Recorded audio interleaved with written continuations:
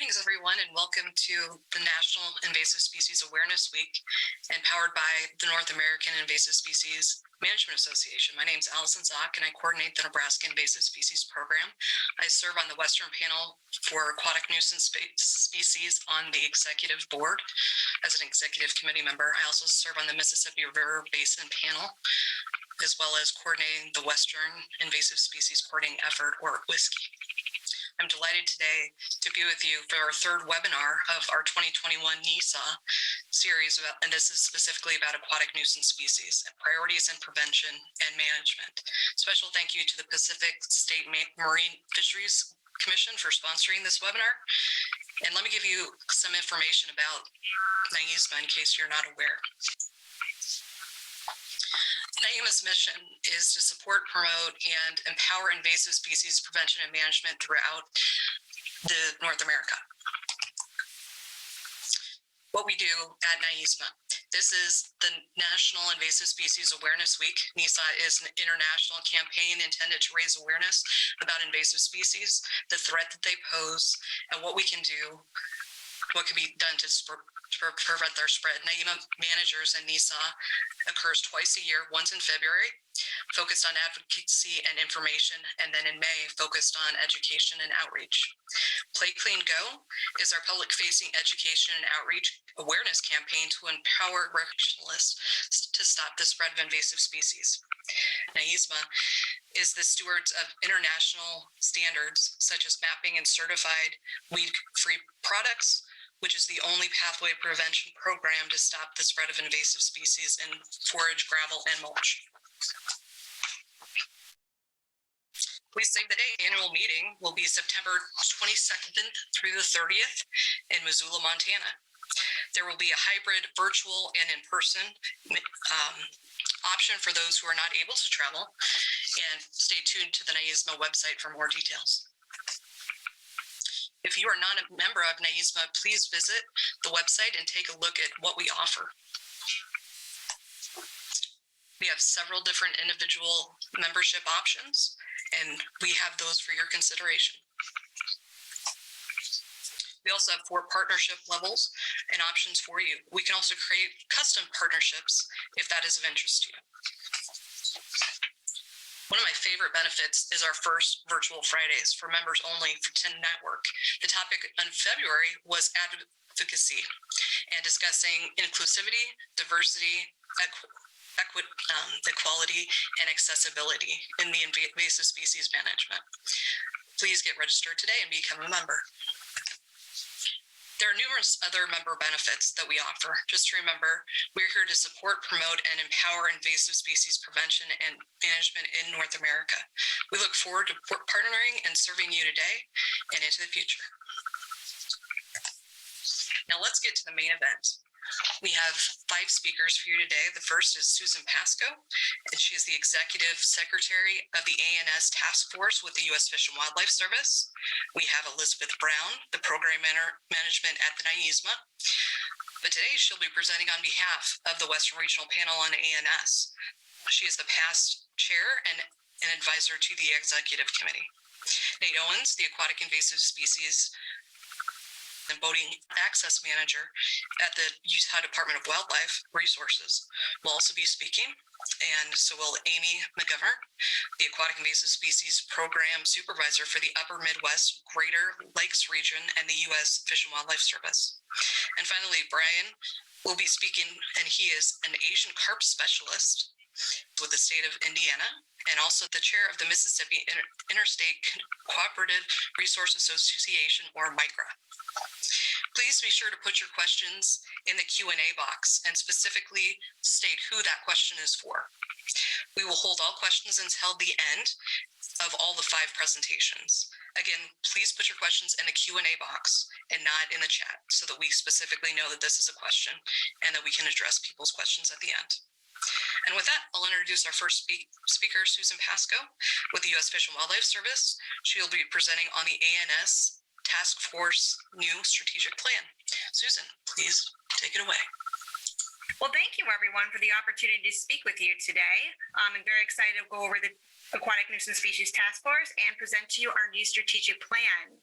But before I begin, since I have the privilege of kicking off this session, I thought it might be a great idea just to take a step back for a moment and really focus into what do we mean when we refer to an aquatic nuisance species, or ANS. So these species certainly are the most significant threat to aquatic ecosystems in the United States. They are defined by the Non-Indigenous Aquatic Nuisance Prevention and Control Act of 1990 as a species that threatens the diversity and abundance of native species, the ecological stability of infested waters, or commercial, agricultural, aquacultural, or recreational activities dependent on such waters. These species can occur within freshwater, estuaries, or marine waters, and they can also include plants, animals, or microbes.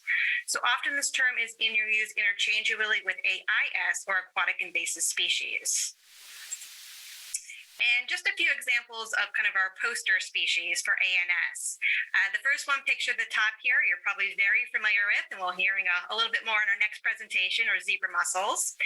These species arrived in the Great Lakes in the 1980s from Europe through ballast water.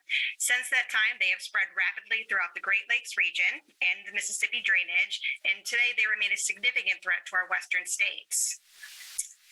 Zebra, as well as quagga mussels, can negatively impact ecosystems in many ways. For example, they filter out and reduce food needed by native species. They can attach to and incapacitate our native mussels, and they also can have an enormous economic impact as well.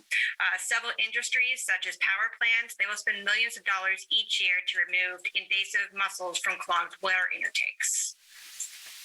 To give an example from the marine side, the bottom image shows a picture of the lionfish. This species is native to the Indo-Pacific, but has now become established along the southeast coast of the United States, as well as parts of the Great Lakes, the Gulf of Mexico. These fish are venomous, thus they are presenting a human health hazard, but they're also a very large predatory fish that can dramatically impact native ecosystems and also impact our local fishing economies. And one final example pictured here is hydrilla. Like many other aquatic weeds, hydrilla can form large, dense mats on the water surface, and these can create areas of low oxygen, which again can lead to fish kills as well as harmful algal blooms. These large infestations can also reduce water flow in canals. They can clog waterways, which causes flooding. They can damage dams, water plants, and they'll also impede navigation and stop other recreational activities. So how did they get here? ANS can be transferred to new areas in a variety of ways. So here we have some just the common forms of transportation of introduction. The first one here is ballast water. This is something we talk about quite a bit at the task force. And for good reason, because the United States does receive a significant amount of its foreign goods through ports. And this will create a potential for introduction of ANS both through ballast water discharge as well as biofouling of ship hulls. Likewise, recreational watercraft, as well as gear such as fishing and diving equipment and other equipment, can transport ANS between water bodies. Escape or intentional release of pets or organisms used in classrooms can also be a significant source of new ANS. Introductions have also been reported as a result of improper disposal of baits, as well as escape from aquaculture facilities, nurseries, water gardens, and even the live food markets. We also have natural and artificial waterways that create connections between watershed and may allow ANS to easily spread from one body of water to another. And finally, long-distance dispersal of biofoul debris, such as that arrived from the 2011 Japan tsunami, has raised awareness of marine debris as a potential pathway for ANS. So why do I mention these things? Well, first, I mention this to emphasize that ANS are significant, both in their breadth and their scope. These species include many different taxa. They threaten ecosystems around the globe, and they can also be transported through numerous pathways. And what this means is that the great extent needed to manage these species infers that one agency, one organization, one work group simply cannot tackle it alone. And Congress recognized this fact when they established the Aquatic Nuisance Species Task Force with the passage of the Non-Indigenous Aquatic Nuisance Prevention and Control Act, or NAMPACA, of 1990. So under this act, the task force was formed to develop and implement a program for waters of the United States to prevent the introduction and dispersal of ANS, to monitor, control, and study these species, and to disseminate related information. Now, originally, back in 1990, the task force had 6 federal agencies as well as 4 non-federal ex officio members on the task force. But since that time, it has grown considerably. We currently have a membership of 13 federal members, 13 ex officio members. We also consist of our 6 regional panels and have several issue-specific subcommittees that work to progress items under the strategic plan. So here is a visual of all the different components of the task force. As I previously mentioned, there are 13 federal members. We are co-chaired by both the United States Fish and Wildlife Service as well as NOAA. But any federal agency that either has an interest or responsibility for ANS has been invited to become a member of the task force. We also have a variety of our ex officio members that may represent regional organizations, industry sectors, research entities, as well as tribal interest. And they serve to offer a very diverse perspective that is going to strengthen the effectiveness of the task force. Around our green membership lot, you can see the regional panels in orange. I'll be discussing those in a little bit more detail on my next slide. And at the bottom here are our 5 standing subcommittees.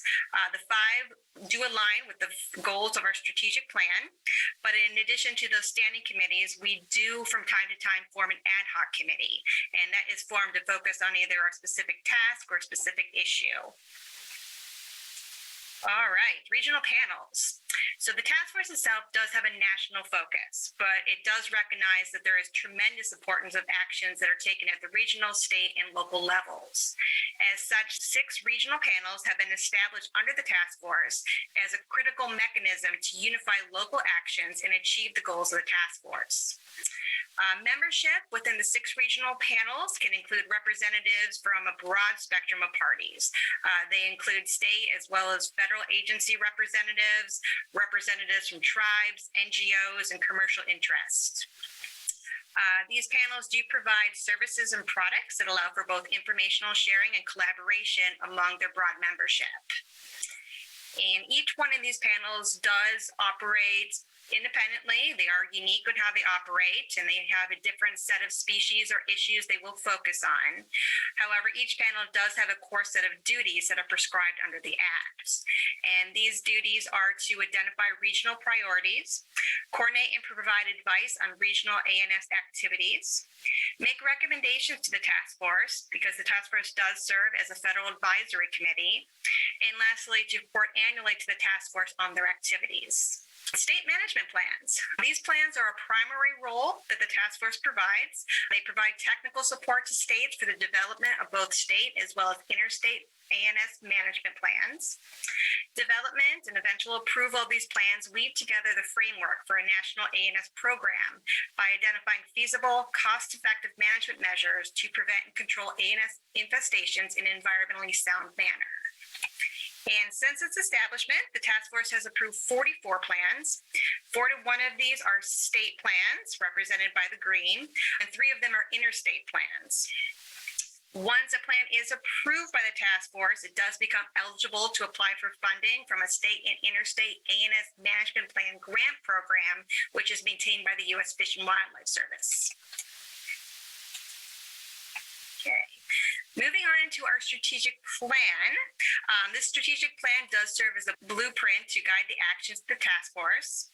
The plan for 2020 to 2025 established 6 goals, which are coordination, prevention, early detection and rapid response, control and restoration, research, and education and outreach. And under each one of these goals, you'll find 3 objectives, and those objectives are going to provide detail about how to accomplish that goal. And also for each one of the goals, a subcommittee has been formed, and it's been tasked with drafting an annual work plan that's going to give specific activities the subcommittee will implement with our partners in order to advance that specific goal. So jumping into the first goal, which is coordination. The coordination goal serves to maximize the organizational effectiveness of the task force by establishing effective processes that create opportunities for members and participants to work collaboratively. The three objectives on this goal are to strengthen the task force operations to provide effective communication, information sharing, and decision-making, to strengthen the capacity for ANS management at state and regional levels, and to construct a national assessment of ANS program for waters of the United States. Now, under each one of those objectives, you can see the blue bullets there. Those blue bullets are the work elements that have identified to be accomplished for 2021. So under the first objective, you can see we will continue to hold 2 task force meetings each year. Typically, we hold one in May and one in November. In addition to those meetings, we try to hold at least one regional panel principal meeting. And this is a meeting for all the regional panel chairs and coordinators to come together to discuss common priorities, to share information in order to really build those lines between and cross the lines between the regions. Under this objective, we also hope to complete the task force bylaws, to develop an informational packet for new members, and to finally update the task force website. Under the other objectives, you'll find we'll continue to provide technical support to the states for plan development and also assess the annual accomplishments of the task force, which we then use to draft reports to Congress as required by the Act. So moving on to the prevention goal, this goal serves to develop strategies to identify, assess, and manage the risk of ANS and their pathways. Goal objectives here are to evaluate and refine risk analysis procedures to assess potential ANS and pathways for introduction, to identify priority pathways and species of concern, and to encourage implementation of measures to manage high priority pathways and species. So under the first objective in 2021, the Prevention Subcommittee will work with experts to evaluate and refine the 2007 Pathway Risk Assessment document. This document was a past effort between the task force as well as the National Invasive Species Council. So given that it is becoming a bit dated and we have more information, we would like to revisit that and see if it needs refined and updated. Under the next objective, an issue, and this is an issue that has been mentioned several times already this week, the subcommittee will continue to hold conversations with both applicable federal agencies and responsible industries to make strides to make species importation data electronically available and searchable for those organisms that are imported into the United States. And finally, under the last objective, which focuses on managing pathways, the subcommittee has decided on focus on seaplanes in 2021, and they are currently working on a request for proposals to conduct a risk analysis of this potential pathway and also identify potential measures that can be implemented to reduce the spread of species from seaplane operation. And my last bullet here focuses on the Vessel Incidental Discharge Act, or VITA. This act does call on the Coast Guard to work with the task force to establish a framework for response to ANS risk from vessels that are subjected to ballast water compliance requirements under the Act. So currently, the Prevention Committee is coordinating both the Coast Guard as well as the Environmental Protection Agency in order to really fine-tune what should be included into this framework. And they do expect to start work on the framework once the new ballast water standards under VITA have been finalized. Moving on to early detection rapid response, this goal serves to facilitate early detection and rapid response efforts to identify and respond to new species detections in a timely manner. The three objectives on this goal are to facilitate monitoring efforts to detect and report new sightings of ANS, develop processes to rapidly assess new species detection and determine appropriate management actions, and to facilitate the development of capabilities to respond rapidly to new invasions. So under Objective 1, once again, you can see in 2021, the Early Detection Rapid Response Subcommittee will continue to assist the U.S. Geological Survey in developing a capacity building plan for the non-indigenous aquatic species, or NAS database, to address stakeholder needs through the development of new detection and assessment tools. USGS is also working with the Fish and Wildlife Service to conduct horizon scanning focused on organisms that are moved either through trade or transportation. And the subcommittee plans to assist these agencies to develop watch lists that are based on these scans that will help to identify species at high risk of introduction or establishment. Under the next objective, several members of our EDRR subcommittee are currently working with the National Invasive Species Council in order to develop a report that describes available tools for the interpretation of eDNA detection patterns. And that includes both best practices as well as current management needs. And we also do have several of those subcommittees also working with NIST to look at how funds are currently being administered to respond to new species detections to provide a model for the establishment of an emergency response fund. And lastly, this committee this year is looking into the value and need for incident command system training.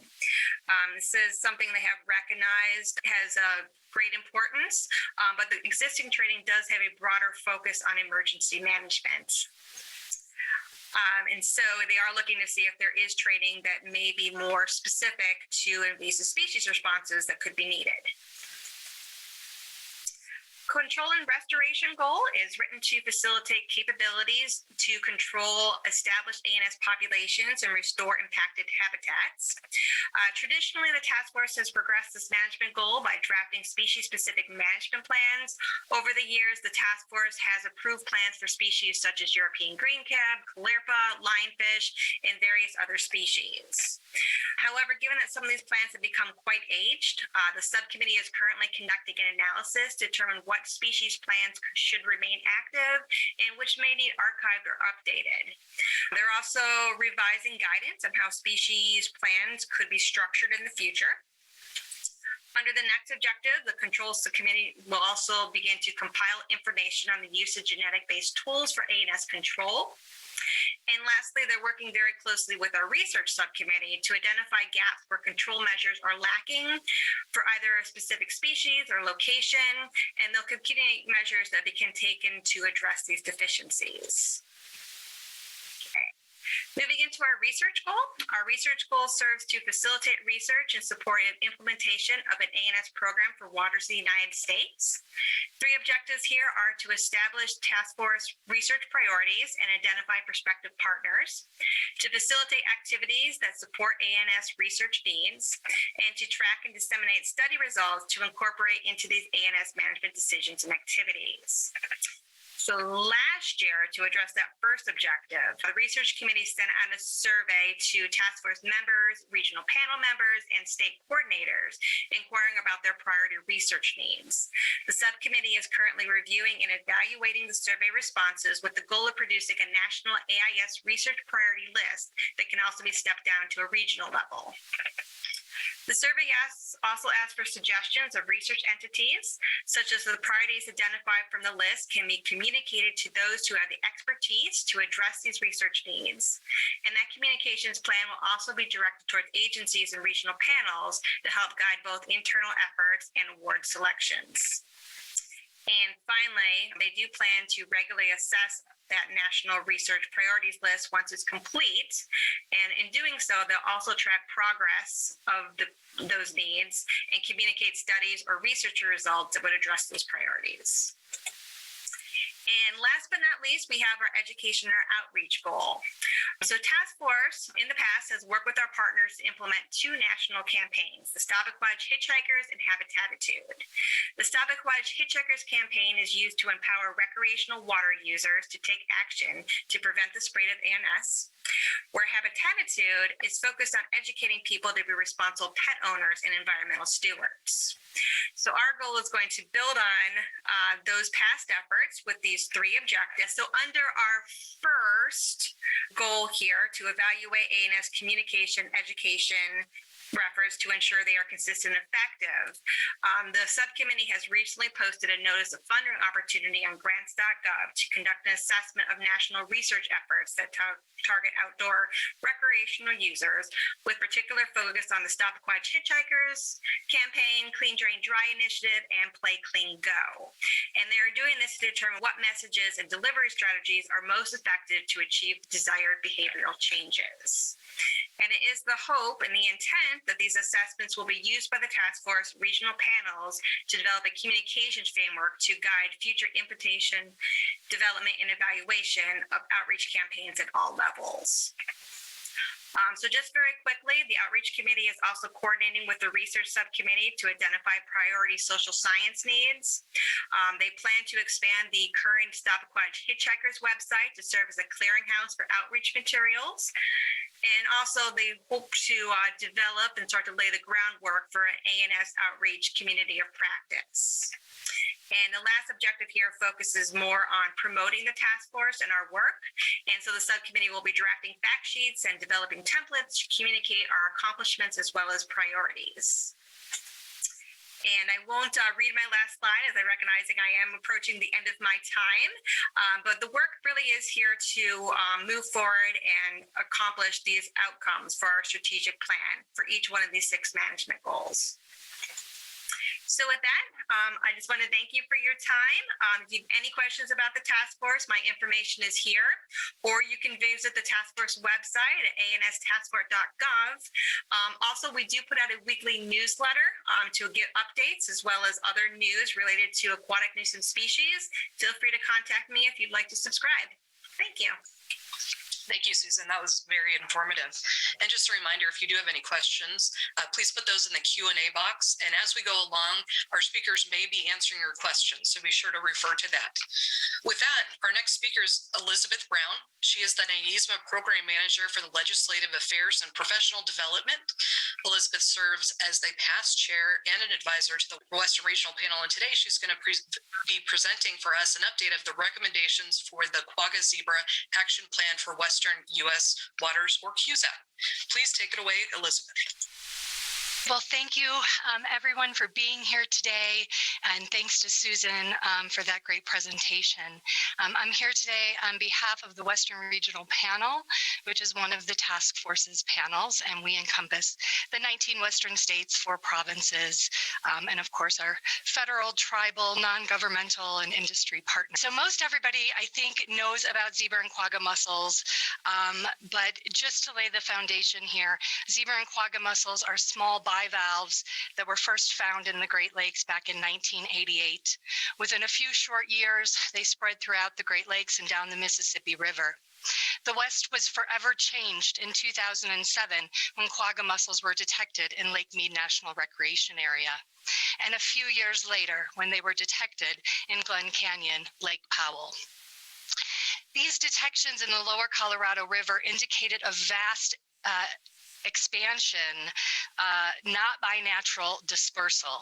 This indicated an expansion by human vectors, by recreational watercraft moving great distances overland, carrying these hitchhikers with them.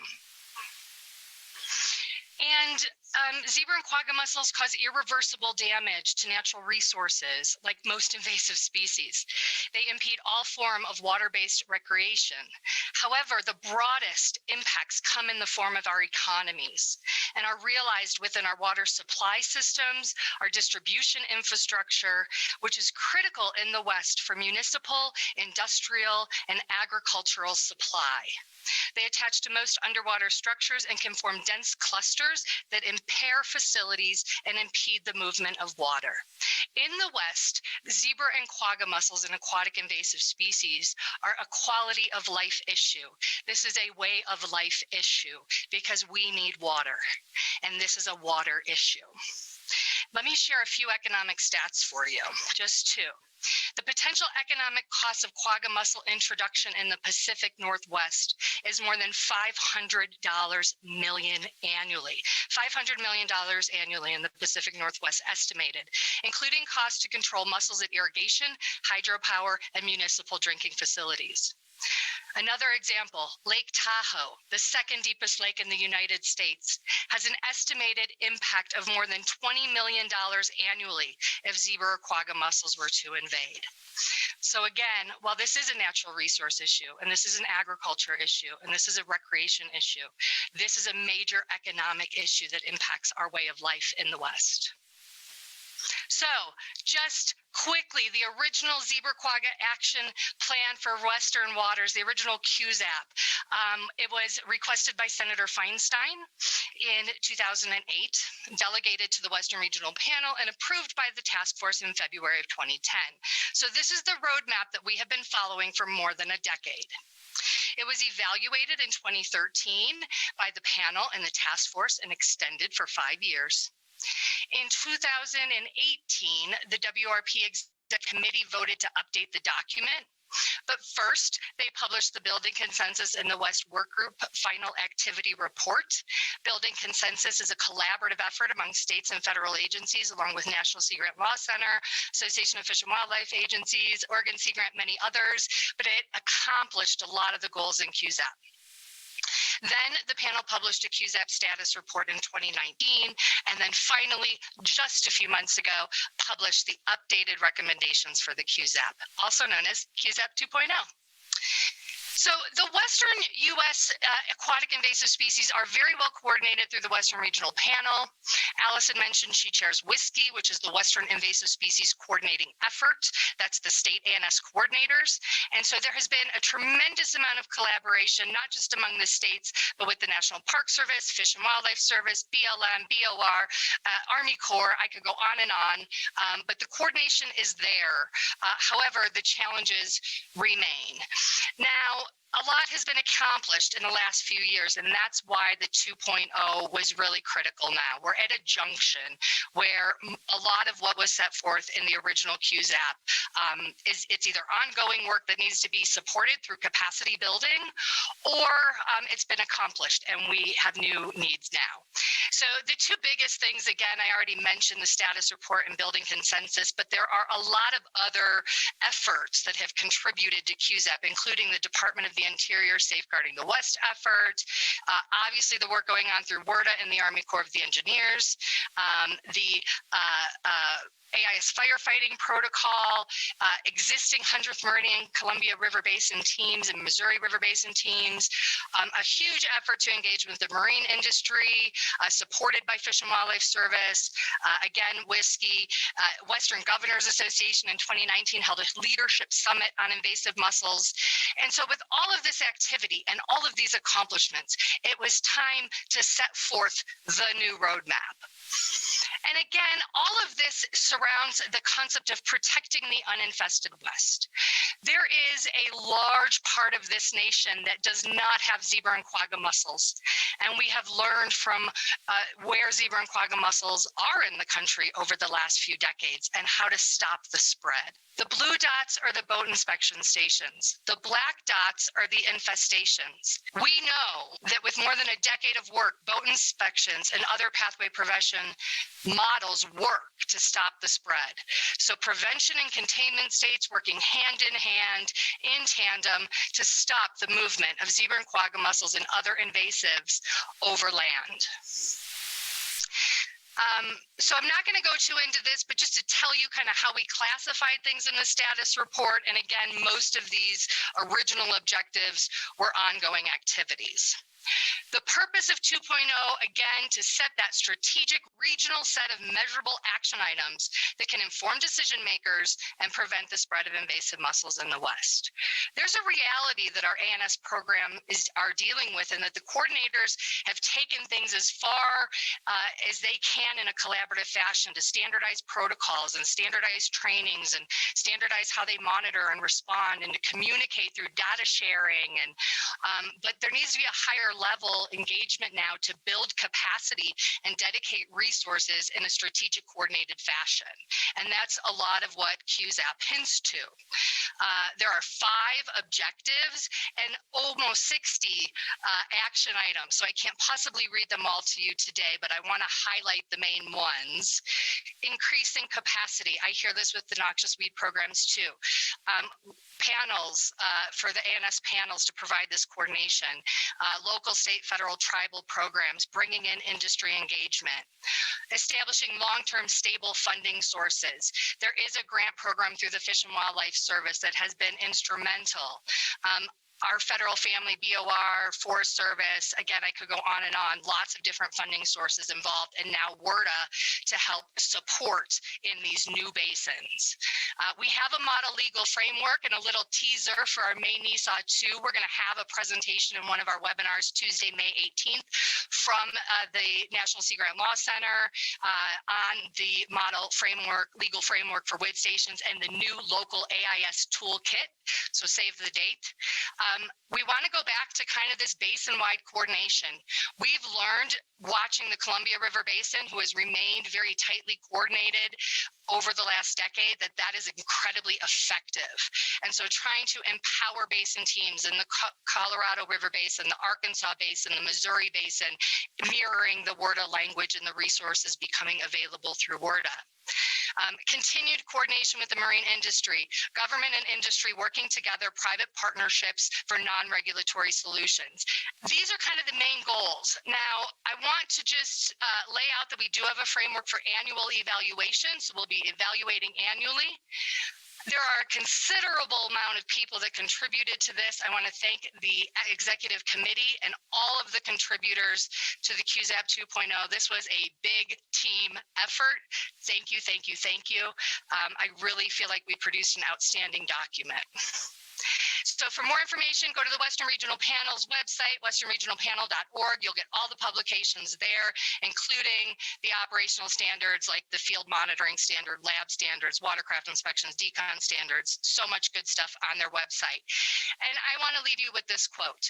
Due to the multi-jurisdictional nature of Western waters, the QZAP action items apply to a variety of organizations, for no single entity is responsible for or capable of implementing all of the necessary action items needed to protect waters from invasive mussels and other aquatic nuisance species.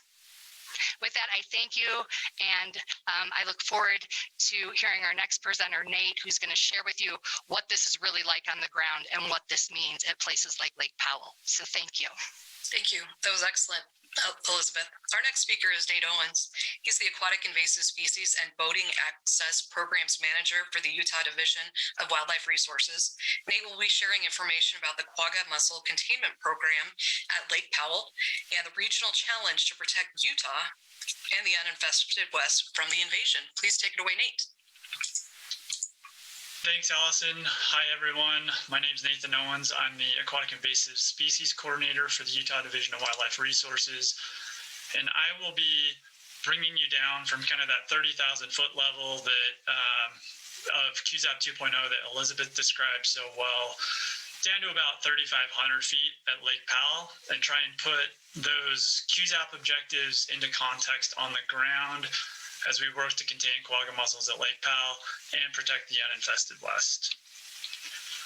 So most of you are probably familiar with Lake Powell, but for those of you who may not be so familiar, Lake Powell is a world-famous destination reservoir on the Colorado River. It spans both states of Utah and Arizona and is nearly 200 miles long. It's part of Glen Canyon National Recreation Area, which is managed by the National Park Service. And it's known for hundreds of red rock canyons and cliffs that are scattered throughout almost 2,000 miles of shoreline. It was infested with quagga mussels back in 2013, and with funding from the U.S. Fish and Wildlife Service, the Bureau of Reclamation, and the National Park Service, the Utah Division of Wildlife Resources, the National Park Service, and Arizona Game and Fish Department have cooperatively implemented the largest invasive mussel containment program in the nation at Lake Powell since 2013. The three agencies place our focus on 5 main launch ramps at the reservoir during daylight hours, inspecting departing boats, making sure they're drained of all water to the extent practical, and that they're free of onboard mussels. We do decontaminate select boats based on the time and the location of their anticipated next use, with a lot of that effort targeting some of the wakeboard boats and those more complex boats that represent a challenge for a lot of our staff to decontaminate at other waters and other locations. So all of these records, both inspection and decontamination records, are input into the Regional Watercraft Inspection Database, which is used by most of the states in the West at this point. And that allows those agencies operating at some of those receiving waters where those boats are headed to have that information available, and then they can act accordingly based on their risk assessment and their relevant rules and regulations. This map on the right shows the traffic patterns of boats leaving Lake Powell and their next destination in the surrounding states. You can see that boats departing the reservoir show up all over the West, representing a real threat to other regional waters. If we expanded this map out a little bit more, you would see these boats going to California, up into the Pacific Northwest, back into the Midwest, Texas. Really, you'd see lines pretty much all over the country, which is actually pretty crazy, but also pretty impressive. The table on the left shows the number of inspections and decontaminations performed collectively by our three agencies at Lake Powell over the last couple of years. With COVID in 2020 driving up outdoor recreation pretty much all over the place, this last year represented historic levels at the reservoir, and probably this is what we will likely see this next summer as well. And just to put this into perspective, this amount of work requires several full-time employees, but probably more importantly, upwards of 40 to 50 seasonal employees each year. So it is a pretty large effort, and we have a lot of dedicated people on the ground making this happen. So let me start off by describing what I envision a successful Lake Powell containment program, and to a larger extent, what a successful regional invasive mussel management program to be. It starts out with consistency. At Lake Powell, this consistency would be consistent authorities, enforcement, outreach, consistency in protocols between the National Park Service, Utah Division of Wildlife Resources, and Arizona Game and Fish Department. It continues with effective outreach and outstanding customer service that would both result in a great deal of public support and boater compliance with the pertinent rules and regulations, along with the clean, drain, dry message that a lot of you are probably familiar with. Agency personnel would not need to be present for boaters to take the steps necessary to protect our waters and make sure they're not transporting quagga or zebra mussels away from reservoirs. Stable long-term funding mechanisms would be in place that could easily adapt to the workload required each and every year. For example, like 2020, when everyone in the world decides to go outside and play at once, funding levels would automatically reflect that. And lastly, but certainly not least, the containment operations at Lake Powell would be part of a larger, coordinated and strategic regional approach. So I painted the vision. Where are we now compared to that vision of success? In many ways, we stack up really well against that vision. We've certainly made a lot of progress in the last 5 years. However, here are a few areas that threaten some of our future progress. At Lake Powell, Utah Division of Wildlife Resources is the only agency with the explicit authority to stop and require an inspection of departing boats. Neither the National Park Service or Arizona Game and Fish Department have that authority. That is an issue for us, given that 2 of the 5 launch ramps at Lake Powell that we provide technician coverage at lie in the state of Arizona. With some creativity and staffing and outreach, we've managed to navigate around this up to this point, but we don't believe that will be the case forever. Our staff at Lake Powell also have one of the absolute toughest seasonal natural resource jobs there is. 100-degree daytime temperatures, 140-degree Fahrenheit temperatures on the ramps during the day, the repetitive nature of the job, up to 10 hours at a time on their feet. Our seasonal staff, as well as our permanent staff, frankly can't wait for October when they can finally take a deep breath. And I think we probably all know that feeling that manage some of these programs. And it's always a crapshoot as to whether we're going to be able to retain our full staff for the entire boating season, or whether we're going to be facing, quite frankly, probably the most difficult challenge we would, losing the staff in July or August when the boating season is at its peak. Every year, our staff see a new kind of boat or a new kind of motor, some sort of that requires a proprietary accessory or special attachment to properly decontaminate it. Our people are smart and they figure it out and adapt, but only to face that exact same situation the next year. On a regional scale, each state seems to have its own strategy for invasive mussel management, prevention, and containment, which isn't necessarily a bad thing, but it often leads to disjointed efforts, duplicative efforts, and sometimes gaps in watercraft interdiction coverage. There's also funding uncertainty. We never know how much federal funding will be available each year for our Lake Powell efforts, and therefore, we never know how much of our state appropriations we're going to have to put out Lake Powell versus some of our other locations. We've been lucky enough to receive generous federal funding from Fish and Wildlife Service and the Bureau of Reclamation over the last several years, but we never know from year to year. And then finally, we have a shotgun outreach approach for the most part. We use targeted social media posts and rely on public news and newspapers to get our message out, but are we continuing to reach the same people over and over, and possibly the ones that already know the importance of our message and are already doing the right thing? As many challenges as we have, we also have the same number of exciting opportunities. New technology comes along every single year. We can repurpose a lot of that technology for invasive mussel efforts. For example, one thing we're doing at Lake Powell this year that we're going to be testing out is the use of high-speed cameras for automated data collection and entry into our regional database. Another example would be new methods of decontaminating watercraft. We're going to be piloting a new concept at Lake Powell this year that's going to involve a hot water dip tank to decontaminate watercraft.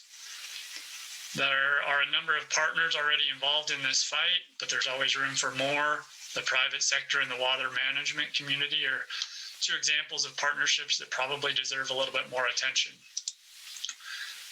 And then finally, as I mentioned previously, there's a great deal of progress that we can make through a more critical examination of current watercraft inspection station locations as they relate to one another and the locations of infested waters and regions. You saw this same map in Elizabeth's presentation, and it shows the amazing efforts going on all over the West. It probably does make sense for boats departing infested waters to be examined multiple times before being launched at another lake or reservoir. But maybe it doesn't make as much sense for those boats traveling from uninfested locations to other uninfested locations. So maybe those resources could be more effective if they were put somewhere else. So just to close out, I hope I've communicated the picture that there's been a lot of great work done by agencies and a lot of dedicated individuals up to this point. The challenges we face, both in the short term and the long term, are significant. But with creative thinking, with regional approaches, with fostering existing partnerships and creating new ones, I think we can address and overcome a lot of these. And I'd just like to thank all of you for the great work that you all do, for continuing to support a lot of the important work that we're all doing. And I'd be happy to take any questions at the end of the session. Great. Thank you, Nate. That was excellent. Next, we're going to have Amy McGovern from the U.S. Fish and Wildlife Service, and she's going to be presenting the implementation of the National Asian Carp Management Plan. Good afternoon, everyone. Happy NISAW week, and glad to have you join us today. We're going to continue that chess game and switch over to Asian carp here. It's a fitting time to talk about our exciting coordination that's taking place for Asian carp at a national scale across the Mississippi River Basin and Great Lakes. And I'll be offering a federal perspective of those efforts, and Brian will offer the state perspective. And now I know there's nothing more interesting than a slide with an image of a document, but this one has really laid the groundwork for what we are achieving today with the states and other partners. So this is the National Plan for Asian Carp that was done in 2007 by the Asian Carp Working Group through the ANS Task Force. And this was in response to, at that time, the anticipated magnitude and complexity of the problem and the collaboration that would be needed. And good foresight indeed by that group. The plan addresses the management and control of 4 species of Asian carp, bighead, silver black, and grass carp throughout the Mississippi River Basin, has 7 overarching goals with strategies and recommendations for actions that really range from the typical prevention, control and containment, outreach, research, and evaluation. And to understand and celebrate where we are today with this national plan, we need to walk back through some fairly defining political and legislative moments in recent history here. In 2009, the focus on Asian carp shifted to Chicago when Asian carp eDNA and a live fish was captured above the electrical barrier on the Illinois River. In response to this threat, the Asian Carp Regional Coordinating Committee, the ACRCC, was established to prevent the expansion of Asian carp into the Great Lakes. Significant resources also came online right around this time with the Obama administration and the Great Lakes Restoration Initiative, with lots of funding with that in cooperation with US EPA, and that was back in 2010. And now for the past decade, partners have intensively monitored the status of Asian carp in the upper Illinois waterway. And the positive news is that ongoing surveillance has confirmed that the Asian carp population front has remained unchanged for more than 10 years. And fish remain about 47 miles from Lake Michigan. And the partnership has really been a model for effective coordination translating to action on the ground. With the ongoing coordination through the ACRCC and also through MICRA, the Mississippi Interstate Cooperative Resource Association, as well as task force regional panels, agencies were able to monitor and share information on Asian carp populations. So here we are zooming out more regionally to look at the current distribution in the upper Mississippi and Ohio River basins. And the colors depict the general degree of establishment of Asian carp, with blue being the documented upstream extent of individual adult fish. And when we look at a range map like this, we are reminded that fish know no boundaries or jurisdictions, and that really all the tributaries and subbasins of the Mississippi River are essentially connected. And this interjurisdictional challenge of Asian carp was not lost on Congress. So back in 2014, the original WRDA legislation was passed and charged the U.S. Fish and Wildlife Service to work in coordination with the Corps, the Park Service, and the USGS to lead a multi-agency effort to eliminate the spread of Asian carp in these upper 2 basins of the Mississippi River. And what followed included an increase in base funds by about $2 million to the U.S. Fish and Wildlife Service's budget. And it really heightened the coordination and assistance to states. And this was another one of those defining moments in our Asian carp history. And it was the first substantial funding to address populations beyond the upper Illinois and Chicago area waterway system. With that enhanced broader support for Asian carp in those upper 2 basins, the agencies worked through MICRA to coordinate and align with its existing organizational structure. It's always good to use what you've got in place when you can, and we know that here. As a result, 4 sub-basin partnerships were established. The Arkansas Red and White and Lower Miss are combined into one partnership, as are the Ohio River and Tennessee Cumberland basins.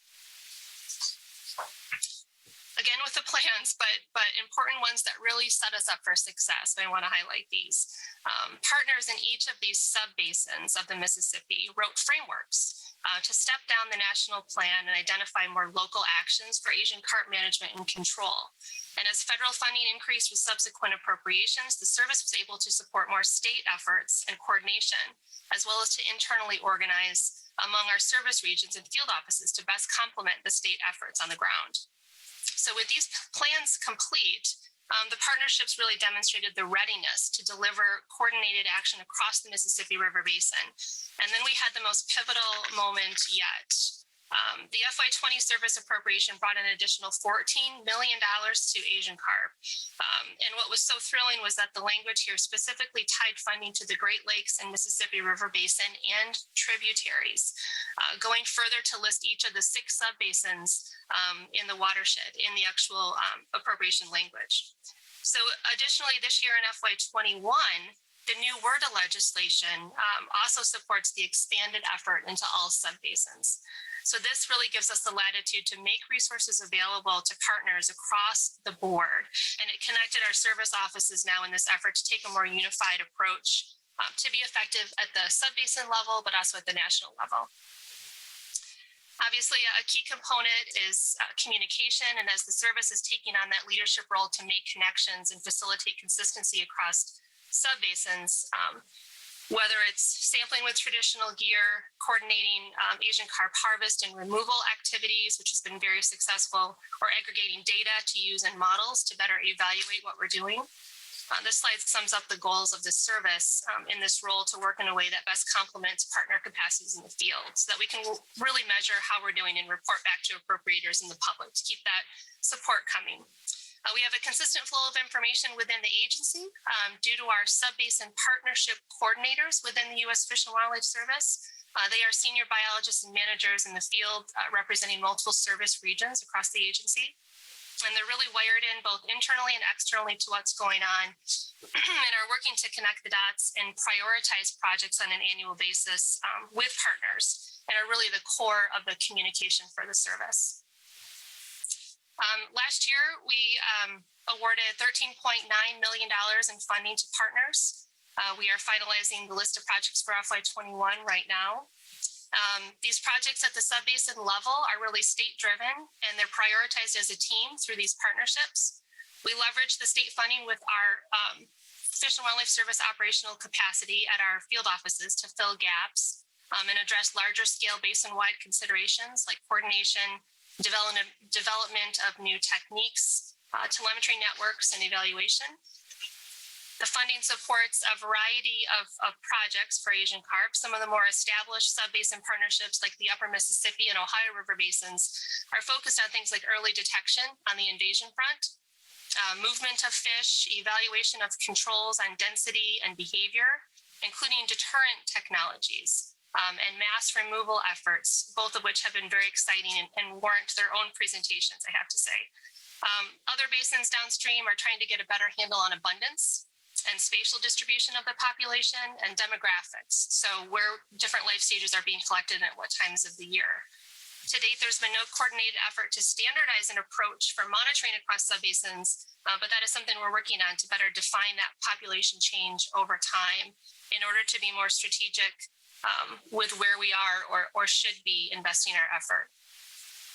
So looking ahead, we are so encouraged by the great progress and collaboration across the subbasins, and we want to continue to improve in FY22. We are proud to have that role supporting the partnerships in each subbasin, and we'll continue to unify efforts in support of the national plan. It's our hope to realize an effective program for the full range of Asian carp across all species. We know it will take time, transparency, and certainly broad collaboration, but I can say we are all up to the challenge. It's been an exciting time. So with that, I'll hand it back to you, Allison, and then over to Brian. Our next speaker and our final speaker is going to be Brian Schoenung. He is the Asian carp specialist for the state of Indiana and the chair of the Mississippi Interstate Cooperative Resource Association, or MICRA. Brian's presentation is titled Building Towards Long-Term Sustainable Fisheries in the Mississippi River Basin. So to get started here, I think it's important to talk about how the Mississippi River Basin MICRA entity came about. This was an issue that was identified in the early 1980s by members of the American Fisheries Society, Fisheries Administration Section, which is, largely the fish chiefs within the basin. Identified problems with, habitat loss and alteration, interjurisdictional fisheries management challenges. Not one individual state is capable of managing a large river system by itself. It takes a cooperative, collaborative effort. So those folks had a vision for a Mississippi River Basin Fisheries Commission, kind of along the lines of the coastal commissions. And through a number of years of working along those lines, what eventually arose was the Mississippi Interstate Cooperative Resource Association. This is a collaborative association. It's made up by the 28 states within the basin. Each one of those states has a delegate, which is typically their fish chief, and that delegate is a voting member. The states pay dues to support the operation of the association, and there's several federal partners, the U.S. Fish and Wildlife Service and USGS being the primary federal partners. And in lieu of providing dues, the U.S. Fish and Wildlife Service provides a coordinator to help with operation and oversight of the association. It became apparent pretty early on that bringing 28 fish chiefs together on a pretty regular basis was fairly challenging. So what they decided to do was to establish an executive board. So there's an executive board that kind of handles the overall operations of the association, and that executive board consists of a representative from each of the sub-basins. And there's also a chair and a chair-elect, and of course the coordinator, which I had mentioned earlier, as well as several technical committees. There's a committee on paddlefish sturgeon, there's Habitat Committee, and the Mississippi River Basin Panel on Aquatic Invasive Species falls under the umbrella of MICRA as well. So to get into the Asian carp portion of this conversation, it became apparent that there was a lot of attention being focused on Asian carp. Unfortunately, from the basin perspective, most of that focus was on keeping Asian carp out of the Great Lakes. Obviously, very important, very critical need, but at the same time, there wasn't an equivalent effort being focused towards keeping Asian carp out of places within the broader basin where they didn't currently exist, or any real funding or targeted effort towards providing resources to manage Asian carp where they already existed. These fish obviously have a tremendous impact on native fish populations, boating, any number of things, and there needed to be an emphasis on getting resources towards those issues. So MICRA began congressional briefings in 2011, kind of brought a suite of those concerns to Congress and our NGO partners to sort of see if we could get something moving. And MICRA has actually been incredibly effective at getting attention brought to this issue. As Amy mentioned, there was a refocusing within the 2014 WRDA to direct some U.S. Fish and Wildlife Service Asian carp work to the Upper Miss and the Ohio River basins. The expansion and funding in 2015 towards Asian carp, specifically outside of the Great Lakes, and of course the $14 million increase in 2020 that was expanded to all 6 sub-basins, which was when has been a priority issue for MICRA in subsequent congressional briefings. You know, there's no way to tackle this problem without tackling it at the basin-wide level. Working in individual sub-basins just isn't going to tackle how broad of an issue this is. So moving on to, you know, what the states are actually doing as far as state work towards Asian carp, there's a tremendous need for research, and a lot of that research is being targeted towards reproductive fronts and recruitment fronts, which in each of the sub-basins. So you really have to have a broad understanding of, you know, where these fish are, you know, some monitoring, abundance and movement and things like that, where the reproduction is taking place and identifying those. So there's projects looking at microchemistry to see, you know, where the spawning is primarily occurring, where the recruitment is taking place. And then there's a lot of effort right now targeted towards strategically removing Asian carp. And, you know, that runs the gamut of agency-based removal to contracting with commercial fishers so that you can target that effort by those commercial fishers towards pools or embayments where, you know, you normally couldn't do Asian carp or commercial fishing efforts.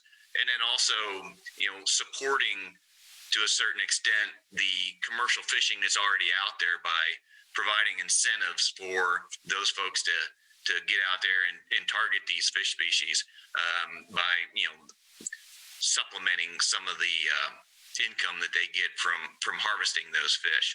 Another huge concern within the basin is, where do we install barriers? Where can we stop these fish? And a lot of those key questions really tie into, where are they right now? What are they doing there? Are they spawning? Are they successfully recruiting? All that stuff goes to informing where you put your barriers and focus your attention towards preventing that further expansion. So most of this work, again, as Amy mentioned, is sort of falling under the umbrella of the MICRA Asian Carp Advisory Committee. They provide some coordination and some oversight and some assistance to trying to make rhyme and reason to all the efforts that are taking place across the basin, because each sort of agency is in a little bit different spot. You can look at the state of Illinois obviously has been at this for the longest. They've been able to capitalize on Great Lakes Restoration Initiative funding to really target Asian carp in the Illinois waterway. The Ohio River Basin and the Upper Mississippi River Basin came online shortly thereafter. And then, some of the lower states in the basin are just now getting started in this work. And there needs to be a broader focus and effort towards making sure that all that work aligns uniformly throughout the basin so that it's as effective as it possibly can be. Which brings us to our challenge. How do you do that? MICRA is a dues-based organization and, very lean on staff. So it's been a challenge to provide that sort of collaborative interagency planning and making sure that that implementation is taking place. Additionally, we need to somehow establish some stable long-term funding for this work throughout the basin.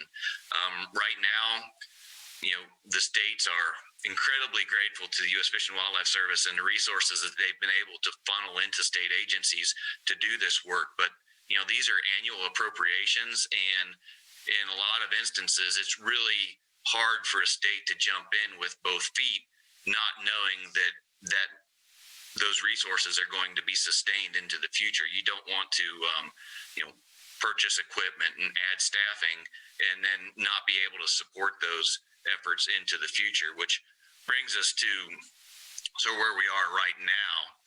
And that's it, looking at a new model, or maybe, as I stated earlier, looking at an old model. When the original concept for MICRA was brought out, the idea was that it would ultimately become a Mississippi River Basin Fisheries Commission. We don't have to look far within the basin to find a great model for how that might work. The Great Lakes Fisheries Commission has been very active since the 1950s. And if you look at the purpose, there's a lot of alignment there. The Great Lakes Fisheries Commission began because of the need to do something about sea lampreys. They had interjurisdictional fisheries management issues, the need for cooperative research, and all those things align very well with some of the issues and challenges that we're facing within the Mississippi River Basin. So there's good alignment there.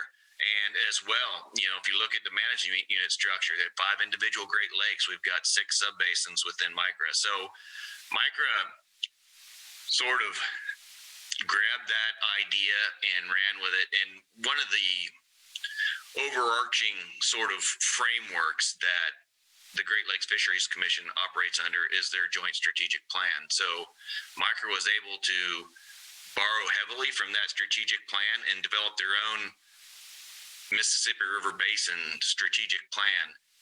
And we're hoping that strategic plan can serve as a springboard towards the ultimate creation of a Mississippi River Basin Fisheries Commission. And I'll just close out on, this year's congressional visit. We're looking at beginning that here in the very near future in early March. The whole COVID situation that we've all dealing with. I mean, we're doing a virtual meeting here. The visits this year are going to be virtual, but the benefit to those virtual meetings is you can bring in a lot more people. You don't have the challenges with travel and everything like that. So we're hoping to have representatives from each of the 6 MICRA sub-basins, as well as our policy coordinator, to be engaged in this conversation. And, the concern or the issues that we'd like to, number one, first, we want to thank Congress for the support for the Asian carp management that they've provided thus far, that increase in funding, and also for the ability now to utilize those resources throughout all 6 sub-basins within the Mississippi River Basin. But more importantly, we also like to begin having that conversation about the Mississippi River Basin Fisheries Commission and how that might work and how the Joint Strategic Plan plays into those efforts. And so we're looking really forward to having those conversations, and hopefully they're going to be as fruitful as our previous efforts. And with that, I guess we can move on to questions. Thank you very much, Brian. And if everybody could just go ahead and all the panelists could turn on your cameras. We have a couple of questions for you. And the first of which is there any efforts to slow the spread of mussels in southeastern states? Whoever would like to chime in, go for it. Well, I can't exactly speak to what's going on in the southwestern states, but I would encourage the person asking to connect with the GSARP panel, the Gulf and South Atlantic Regional Panel, and they could provide you with some information. Great. And again, if anybody has questions, please go ahead and type them in Q&A. We have plenty of time to answer some questions for you. So the next question is there an EDRR effort to address the recent report of arapaima in the Caloosahatchee River in Florida? Anybody speak to that? Yeah, I know this is one that has made my email blow up this week. So I know we've had some discussions about a potential response, and I believe we are working with the state of Florida. To my knowledge, I know the one that was washed up was deceased. I am not sure if they have been able to confirm if there are additional organisms or individuals in Florida. So I think it's a evolving situation that we're keeping an eye on. Any discussion on long-term funding mechanisms? I can just speak to this, I guess. The thought behind the concept of pay to play, where, right now we find ourselves in a situation in many states in the West. Utah definitely falls into this category of looking at fees to solve our problems. And while that's certainly one approach, and I think there's a place for fees, fees kind of hit everyone equally, so to speak. And that's not necessarily the view we have regarding who is requiring all this extra work. So for example, Lake Powell requires a ton of work, and boats departing Lake Powell are very problematic to address both at Lake Powell and at other areas. So a fee that is so broad that it covers basically everyone in Utah or any non-resident coming into the state, that's one approach, but it's not scalable. That fee stays fixed, and as more boats go to Lake Powell, we're forced to do more with the same amount of funding. So there are ways that we can look at this that put fees where that fee is scalable and reflects the amount of work that's happening on the ground. Tag teaming on that, Nate, what criteria is there for deciding whether to decontaminate boats leaving Powell? Good question. That partly will depend on how much staff we have available to do that. Right now, any boat owner or user that indicates that he or she will be planning to use that boat before the seasonal dry time can be met. In Utah, we use the seasonal dry time. So in the summer, that's typically 7 days. So if anyone says that they're planning to launch their boat somewhere else within 7 days, we try and decontaminate that boat at Lake Powell. Or those really complex boats that are wakeboard boats, that are bigger boats, because you have huge boats at Lake Powell. We try and do those at Lake Powell because we have the big machines to do them there. If that 26-foot wakeboard boat shows up at one of our local county waters, we're not going to be able to do it there. We just don't have the capacity. Great, thank you. And this probably is for more Brian and Amy. MICRA has been incredibly successful at getting congressional funding from lobbying and held visits. What do you think was the key to the squeaky wheel success? What tips do you have for working with folks on other invasive species? Yeah, I guess I think that, just creating those relationships and establishing those contacts and working collaboratively, with not only, the U.S. Fish and Wildlife Service, Army Corps of Engineers, various NGOs, and having folks available when you go to sit down with those congressionals that they represent, that are in their district, and so that they know those problems intimately. And,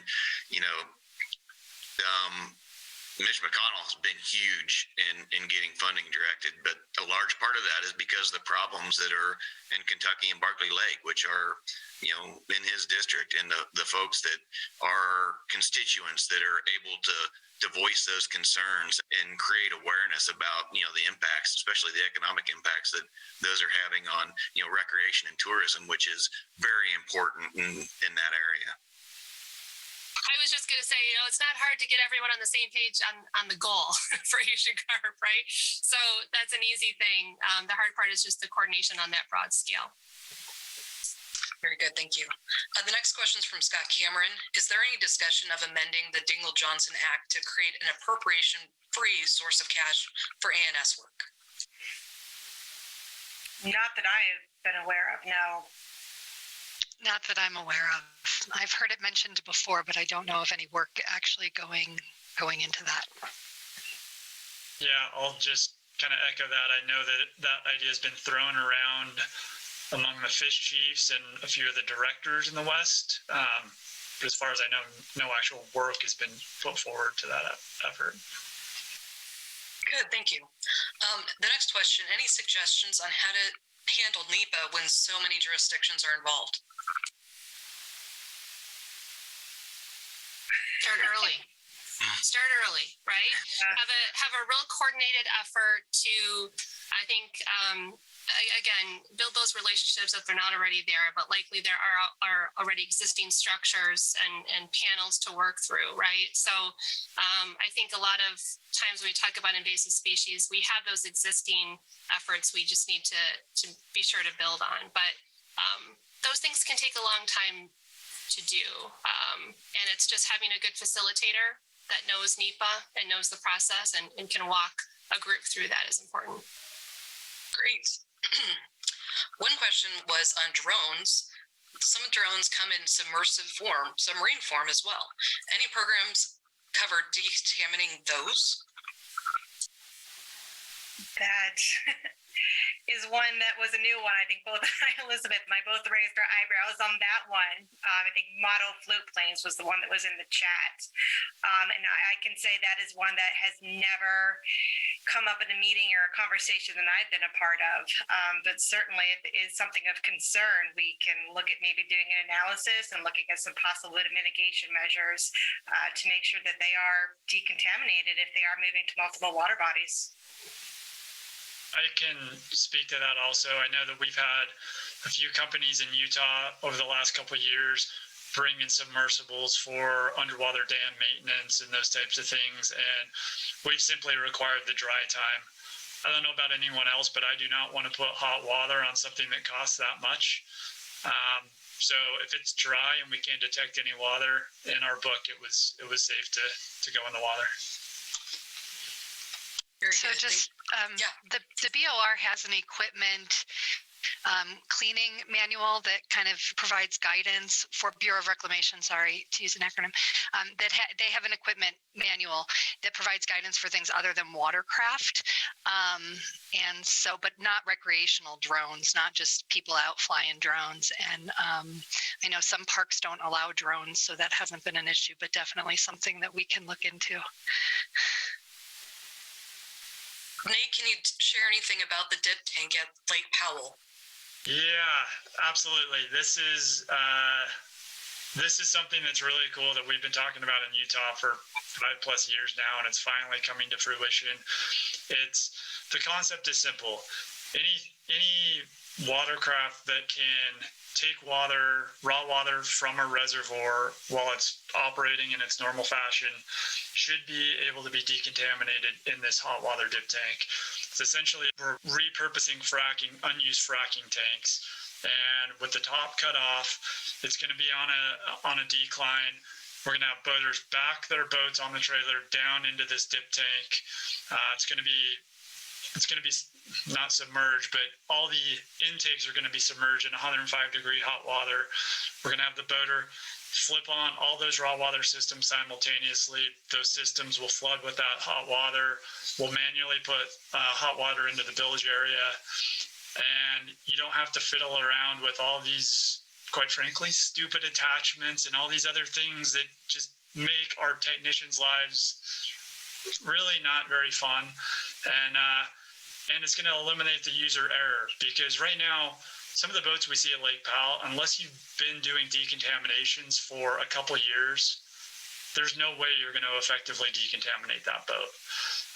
You don't need to worry about that. As long as a person in the boat knows how to operate their boat, you should be good. Yeah, Elizabeth, I know. Yeah, that's a big question mark too. But theoretically, you should be able to take a decontamination on a complex wakeboard boat that usually would take about an hour down to 10 or 15 minutes.